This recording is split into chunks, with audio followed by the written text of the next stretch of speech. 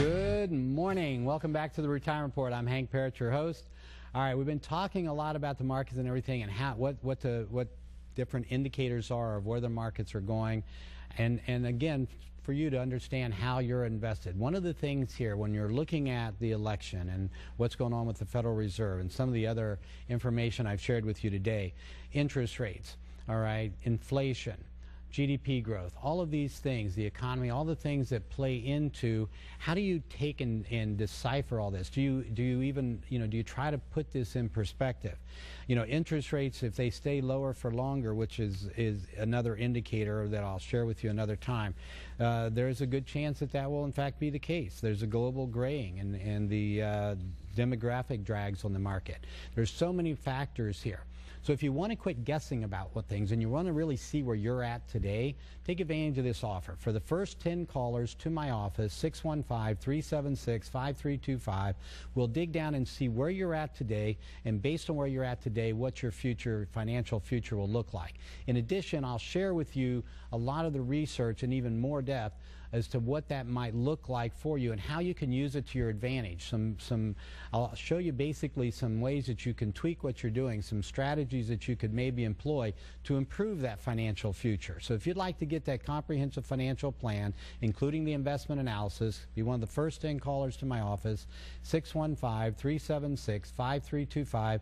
Debbie's standing by. She'll get your information. She'll send you out a checklist of things to bring to your appointment with me to make sure you're going to get the most out of it and that we can do that work for you. All right? So again, first 10 callers, 615-376-5325. We'll also send you a book, 7 Steps to Financial Freedom in Retirement. Or if you like, if that's going to slow you down in getting in, we'll just have you, you can come in and see me if you want to get in sooner, and we'll give you a copy of the book when you come in, all right? So this is one of the things to understand. Another article recently, and we didn't have time to get into everything today, but one of the things, if you're looking at interest rates, they've been, when they went down, I'm one of those. I'm thinking, well, certainly they're going to have to raise interest rates and normalize things. Who knew 7 years later we would still have this type of interest rate environment?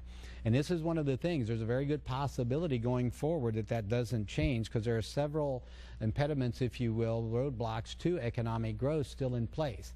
Whether or not how much our government's going to help with regard to this goes into reducing taxes, corporate taxes, increasing jobs, all these kind of things.